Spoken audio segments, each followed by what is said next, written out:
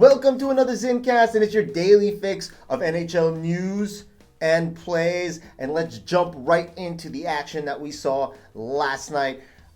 These games were, three of these games were amazing. Obviously, depending which teams you like. But three of these games were amazing just for hockey fans. If you enjoy playoff hockey, this was what it was about. Let's start with the Boston Bruins versus Carolina Hurricane. This was a 5-1 game, okay? But that first period, it was 0-0. Those first 5 minutes, it was bedlam out there. I mean, the speed, the hits, they were really throwing their body around. Carolina, I think, had like over 40 hits in the game. I'd have to look up the number. And listen, no Frederik Andersen for Carolina, but Ranta, he stepped up, 35 saves, only gave up the one goal. Again, this was an amazing game. I know 5-1, it looks like it was a blowout, but it was 0-0 in that first period. And then it was 2-0 in the second. So even in the second, even as Carolina started to build up on that lead, and by the way, their penalty kill, you see why they're the number one penalty kill in the league during the regular season. They shut down the Bruins power play. And again, it was 2-0 at that point. And then in the third period, the Bruins cut it to 2-1. But then Carolina kind of just opened it up at that point. And yeah, it was just an amazing game. This series, it's everything I thought it would be just out of one game so far. Let's go ahead to the Tampa Bay Lightning versus the Toronto Maple Leafs. And this one, it was 5-0, Maple Leafs. And it was all Maple Leafs. I mean, look, at the end of the first, it was only 1-0. But the key thing is, and actually something that I noticed throughout the playoffs, the refs were actually calling penalties. There was a lot of power plays in all the games that happened last night. I'd like to see if that trend continues today. But this is the part that was amazing. The Lightning had countless power plays, including a 5-minute major where they had a power play for 5 minutes straight. And Toronto was dominating the Lightning's power play. Like, they were on the offensive. They didn't look shorthanded. It looked like they had 5 guys on the ice and the Lightning had 4.5. You didn't notice that one team was shorthanded there. And in fact, Toronto scored a shorthanded goal in this game. Matthews had 2 goals in the game. Marner breaks his streak of not having a playoff goal in like forever. And he got a goal. He also had 2 assists. And Campbell gets the shutout. He only had 24 saves. He wasn't really, he was tested. He had to make some big saves, but he didn't get as much work as you would have thought. But yeah, it was listen, if you're a Leafs fan, you wake up today and you are happy because if they keep playing like that, then they should get past the defending champs. The Minnesota Wild versus the St. Louis Blues, and Fleury got the start, and right off the bat, he was called to stop a penalty shot. Yes, a rare penalty shot in the playoffs. It was actually kind of cool. He did make the stop, but those keys to the series that we did in our matchup breakdown, in the Western Conference matchup breakdown for this, we talked about the St. Louis power play. It's one of the top power plays in the regular season, and Minnesota's penalty kill was one of the worst penalty kills in the regular season. Well, the power plays, remember I said the refs were blowing the whistles. St. Louis had 2 power play goals. That's all they needed. They shut him out 4-0. Husso over there, he had 37 saves in net for St. Louis. And in fact, there was people were like, I wonder if they're going to start Binnington or Husso. Well, it's Husso's job now. So he obviously got the shutout. And David Perron with the Hattie, 3 goals. 2 of those, of course, on the power play. And the Wild, listen, they had their chances. They got pucks at net. They just couldn't get anything going. And if they can't stop St. Louis on the power play, it's not going to go well for them. All right, and let's go to the Los Angeles Kings visiting the Edmonton Oilers. This was an amazing. I only got to watch the first period. I had to go to sleep, right? Because again, the game started. By time puck drop, it was like 10:15. Okay, or even closer to 10:30. But 4-3 was the final. It was 2-0 LA Kings with like less than a minute left, and McDavid with some nasty moves through the ice to make it 2-1. That's when I had to go to sleep. But listen, Kopitar, Deneau, they did an amazing job against the McDavid line and the Draisaitl line. And when this series started, I said this is the one that I felt like had the most potential for an upset. And the Kings showed that, hey, they are here to play. This is the playoffs, and they are in it. They didn't just back in and they're just gonna sit there and let teams, specifically the Edmonton Oilers, just run over them. Edmonton's going to have to work. They're going to have to work hard to beat the Kings. And listen, if the Kings duplicate what they did yesterday, it's going to be tough for Edmonton. And listen, it's not easy for the Kings either. Okay, they worked their butts off last night from just the one period I saw some highlights also. But yeah, it was a fun game. A lot of fun game ones. I think the Minnesota and the Blues one was just, unless you're a Blues fan, that game was not as interesting. All right, so that was the recap from last night. Let us go to the top news stories for today. And I think the biggest news story for today is the Predators goaltender Saros. He has been ruled out for not only game 1, but game 2. So Saros is out. And again, they're playing the Avs. And I already said that this is a lopsided series. I think the Avs were, I called it for 5 games. And I said if Saros doesn't play, it might be 4 games.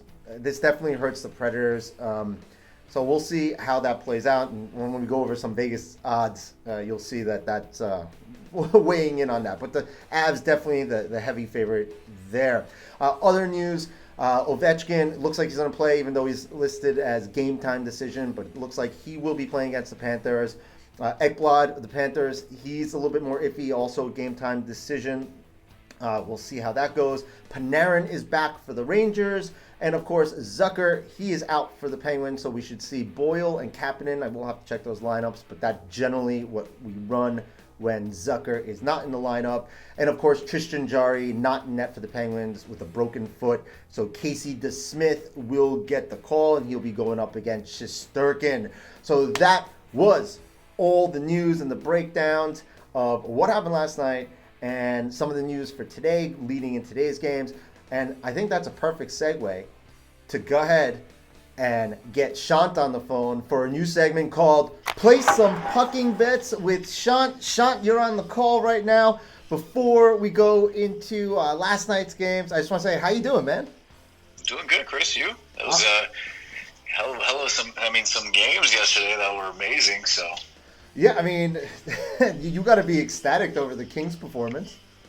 I was not expecting to be 1-0 up on Edmonton. I was expecting to go down 0-2 coming home, but I mean that was a great start, great energy. I mean I loved every minute of that game. Yeah, it was a great game. I only got to watch the first period because again, East Coast of here. So, but it was impressive the way they played. Before we get into tonight's action, I just want to remind everyone this is for entertainment purposes only. And listen, if you have a gambling problem, you call 1-800-GAMBLER. They help you out if you think you have a gambling problem. And always gamble responsibly. And to that, Shant, you gave us a parlay yesterday that if anyone played, which I doubt they did, but if they did, they would have made some money. It was luck, man. I'll tell you that much. Nobody expected the Blues to come out and hand a shutout. Carolina was on point. The Maple Leafs, I told you, they're going to come out. They're going to want to prove themselves, and they showed that. And obviously the Kings, they surprised me. But the over on that game was the easiest call I probably had. Yeah, that game, the over was definitely, in the beginning though, it didn't look like it was going to be that way. No. But then the floodgates kind of opened up and 4-3. So yeah, but it was still entertaining game. All the games, by the way, except for the Blues game, the Blues Wild game, were entertaining to watch, like all the way through. I thought at one point Toronto and Tampa Bay was turning into a UFC match or a boxing match, something like that. Yes, the brawl that was interesting. The Royal Rumble of wrestling. Well, the best part was they cut away to a commercial and everything looked like it was being resolved. And then when they came back, they had to be like, all right, so this is what you missed. So yeah, that was interesting. All right, well listen, I don't want to take too much of your time, so let's get into it. Let's start with Penguins at Rangers tonight. What are the plays here? What are you liking? Penguins at Rangers. So I'm not going to give you a play on everything, but on this game, it's going to be an exciting matchup to watch. I like the Penguins money line just because of, it's going to be a tight game, but I think my call on this one's going to be the over 5.5. Really, the over? I think the over is going to be there. I think both teams are going to come out. They're going to show that they have offense, and it's going to be fun to watch. I think I would disagree. I just think Shesterkin is going to be a wall. I think the entire series is going to be like 1-0, 2-1, 1-0, 2-1. Obviously, some empty netters in there. I don't think it's going to be offensive whatsoever. I actually think it's going to be a boring series unless you like defensive hockey. But hey, listen. Hope I'm right. Listen, Shant, I will tell you this. If it's the over, it means the Penguins won the game. It has to be. Yeah. So hey, I'll take it. I'm switching. I'm rooting for the over. All right, let's move on. Plus, it's one of the lowest totals that we've seen. Yeah. 5.5 goals. I mean, it's doable. Easily doable. Yeah, it's definitely easily doable, specifically with an empty netter. And by the way, the Penguins like to pull their goalie with like 2 minutes left if they're down. even if they're down by 2, they will pull that goalie with like 2 minutes left. So why not? Just give the Rangers a little bit more of an edge. Exactly. All right, so let's move on to the Capitals at the Florida Panthers, the President's Trophy winner, Florida Panthers. On this one, I mean, it's hard not to take Florida. I mean, they've been playing great. They finished, number 1. Yeah. With all those points that they racked up. So I have to go, I'm going to go money line Florida on this one. And both teams can score. If I had to take a second pick on the game, I'd say the over as well. Okay. And, Ovi's coming back, but, until you see him out there, and you see if that shoulder injury is going to affect him, that's a little question mark on Ovi over there. So I definitely think the Panthers, I agree with you on the money line on that one. All right, moving on to the Predators versus the Avalanche. No Sorrows in net for the Predators. I heard that maybe you were going to suit up for them. No, they were actually going to get that guy on the FDNY. He had his first game yesterday. I think he did great in net. I think they're going to bring that guy. He should be okay. I think so because I looked at their backup goaltending situation and it's not pretty. So. It could be worse. You could have your equipment manager step in and win the game for you. Yeah, well, let's just put it this way. The money line on the Avs is minus 330 on this, so that just tells you how much the Avs are favored. Yeah, it's going to be hard to even like Nashville at any of the games this series just because of how strong Colorado's been. So it's definitely, you're not going to make any money off of it, but Colorado money line is the way to go. And I can easily see them putting in 5 in net. Oh, yeah. So, again, I know the over 6.5 is high, but I think that should be covered in this game if Nashville pulls off 1 or 2 themselves. Yeah, I agree. I agree there. Again, I think that without Saros, I think even with Saros, like I said in the review, I didn't feel like the Predators had a chance, and now it's like even less. So, all right. So let's move on to the Dallas Stars at the Calgary Flames. What are you thinking here? Same thing. With this one, it's going to be hard not to go with Calgary. They are favored. They were second. It's just going to be one of those games that it should be lopsided. I'll go with the over on this game, and it's not great, but you got to go with Calgary. Yeah, and the firepower that Calgary has, I think, is definitely. Again, I don't expect this to be a competitive series. So, but hey, the Stars are good defensively. So, all right. Okay, so I think those were the 4 games. So let's see. Will you work some magic? What's the parlay that you're going to give today? On this one for today, you definitely want to go Florida. I mean, if you want to go the favorites, go Florida, Colorado, Calgary, and then the over in the Pitt and the Rangers game. If you don't like the over, I mean, even if you parlay the 3 favorites, it's not going to be that great. So today is just probably going to be one of those. Maybe do some prop bets, pick a couple players, cheer for them. Yeah, well, we'll see. We'll see how it all goes. Well, listen, Shant, thanks again for coming on and giving us your wisdom. You know, people don't know, but this guy goes to Vegas like every weekend. Okay, maybe not every weekend, but he goes to Vegas a lot. I'm always like, hey, what are you doing? He's like, I'm in Vegas. Okay, so I'll be there this weekend. There you go. See, he's gonna be there this weekend. And Shant, the one thing I want to leave you with is, let's go Penguins, okay? Remember yesterday you were talking about the Kings, and look, somehow you rubbed some magic on that, and they beat Edmonton in Game 1, and I need some of that same magic for the Pittsburgh Penguins tonight. So I told you I like that. I like the money line on the Penguins. I like that plus 120. Some people are not going to like me for saying this, but hopefully it's a fun game and we see that overhit as well. Yeah, and I guarantee you see some undisciplined play also. You thought Toronto...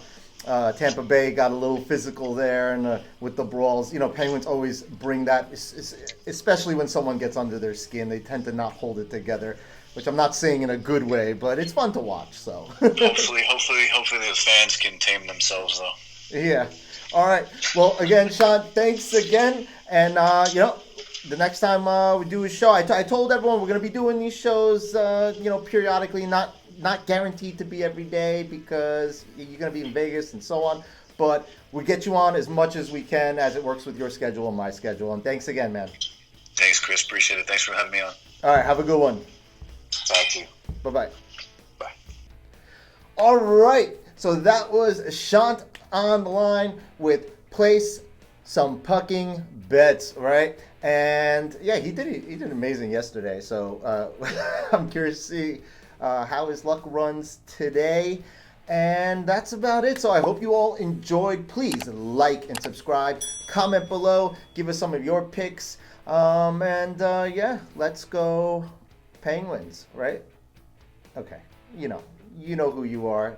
You got Ranger fans. You got Penguins fans watching this. You got all sorts of fans. But, hey, it's my show. So let's go Penguins. Have a good one, everyone.